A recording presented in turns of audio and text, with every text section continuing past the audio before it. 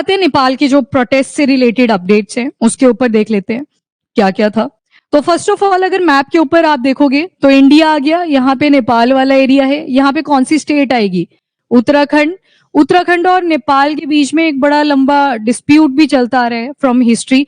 काला पानी सुना है, लिम्पियाधुरा, लिपू लेक, तो ये यहाँ पे एक ट्राइंगल सी बनती है छोटी सी, ये वाले एरिया में ये सारा डिस्प्यूटेड रीजन है। कौन कौन सा? इस वाले मैं ट्राइंगल यहाँ पे ड्रॉ कर देती हूँ। ये वाला जो आएगा this is your Limpiyadhura, Limpiyadhura. इधर आ जाएगा काला पानी और ऊपर की तरफ आएगा लिपू लेक।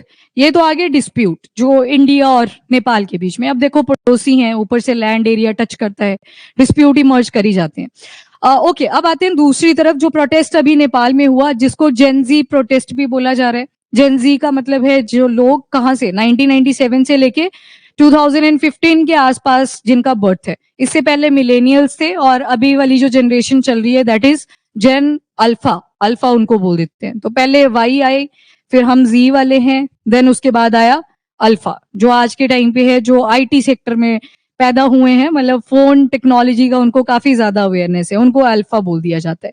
तो जेनजी ने प्रोटेस्ट क्यों किया? तो मैंने आपको बताया था नेपाल के अंदर जितने भी पॉलिटिशियन हैं, करप्शन रिलेटेड केसेस बहुत ज्यादा इमर्ज हुए थे। वैसे तो हर कंट्री की स्टोरी होती है, पर यहाँ पे भी सेम चीज हुई।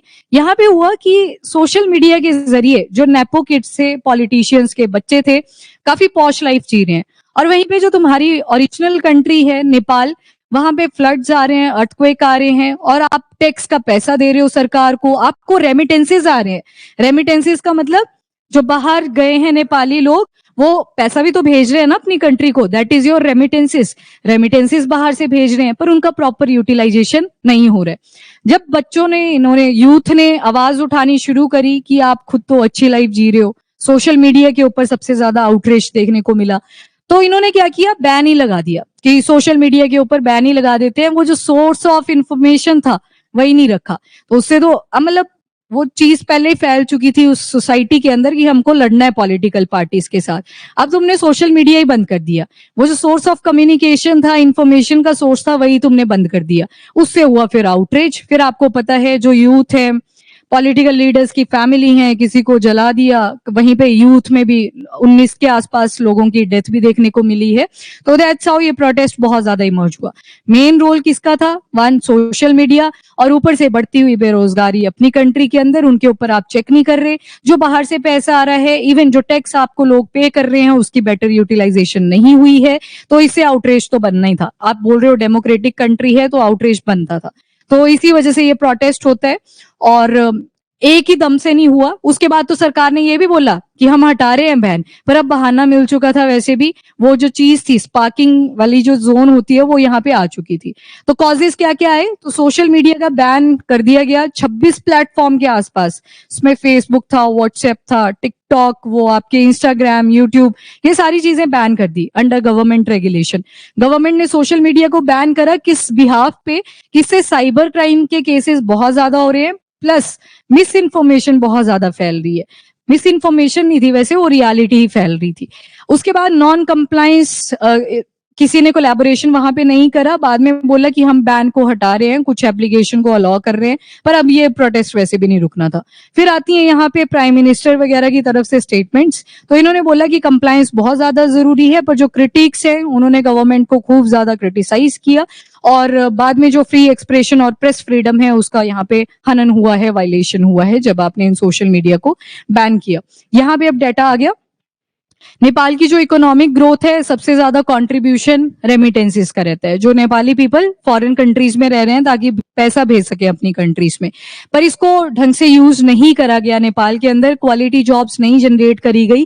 अराउंड 82% जो लोग हैं वो इनफॉर्मल एम्प्लॉयमेंट सेक्टर में काम कर रहे हैं, जहां पे गवर्नमेंट की कोई रेगुलेशन नहीं होती। दो तरह के सेक्टर होते हैं, वन इज फॉर्मल एंड दूसरा आ जाएगा इनफॉर्मल सेक्टर। फॉर्मल सेक्टर मतलब आपकी टाइमिंग्स आपको बता दी जाएंगी कि सुबह 9 बजे आना है, शाम को 5 बजे आपकी जॉब फिनिश। मतलब गवर्नमेंट ने रेगुलेशन प्रॉपर बना दी, गाइडलाइंस आपको दे दी, पर यहाँ पे जो सेक्टर बताया गया है that is informal in nature. यहाँ पे लोगों से ओवर टाइम भी करवाया जाता है। प्लस आपको पता है एक प्रॉब्लम जो इंडिया में भी आती है, इंक्लूडिंग जो बाकी की डेवलपिंग कंट्रीज हैं, कि ओवर टाइम तो करवाया, बाद में उसके रिलेटेड ना तो पर्क्स दिए ना तो कोई एक्स्ट्रा पैसा दिया, मेजोरिटी ऑफ द टाइम होते हैं। बाकी वहीं पे प्राइवेट कंपनीज को देखोगे, जो अच्छी कंपनीज होती हैं वो ओवर टाइम का भी पैसा देती हैं। इवन नाइट शिफ्ट के भी अलाउंसेस अलॉट करे जाते हैं कि अगर आप नाइट शिफ्ट लेते हो तो आपको इतनी दिहाड़ी जो होगी वो ज्यादा मिलेगी बाकी जो वर्कर हैं उनके कंपैरिजन में। ठीक है जी, तो इसी वजह से ये सिचुएशन हुई एग्जाजरबेट। और दूसरा, करप्शन के एलिगेशंस बहुत ज्यादा लगे थे इन पॉलिटिकल लीडर्स के ऊपर। आज की प्रेजेंट गवर्नमेंट के ऊपर नहीं थे, जो पहले गवर्नमेंट्स यहाँ पे रही हैं उनके ऊपर भी। और जो पब्लिक लैंड है उसका काफी मिसयूज करा गया है, इलीगल कमीशंस दिए गए लोगों को, फ्रॉड एक्टिविटीज में ये बहुत ज्यादा इंडल्ज हुए हैं।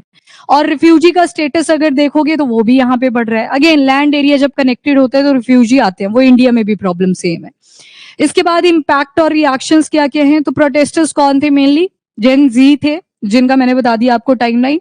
और उसके अलावा जो ग्रुप्स हैं, जैसे हम ही नेपाल, ये ग्रुप्स बनाए जाते हैं डिफरेंट स्टेट्स, जैसे इंडिया की भी देखोगे यहाँ पे भी ग्रुप्स बने होते हैं, सेम ये नेपाल का है। इन्होंने सबसे ज्यादा इंपॉर्टेंट रोल प्ले करा है इस प्रोटेस्ट को ऑर्गेनाइज करने में। और गवर्नमेंट की जो करप्टेड एक्टिविटीज थी और जो अपॉर्चुनिटीज मिसयूज हुआ था उनको हाईलाइट करा हम ही नेपाल ग्रुप ने। उसके बाद ब्रॉडर सोशियो पॉलिटिकल चैलेंजेस इस टाइम पे नेपाल फेस कर रहा है। मतलब एक तरह से ये रेवोल्यूशनरी ही रहा प्रोटेस्ट जो नेपाल में हुआ। जैसे बांग्लादेश में भी ह्यूमैनिटेरियन क्राइसिस आ गए थे एक टाइम पे, सेम नेपाल के अंदर भी देखने को मिले। चलिए जी, डन।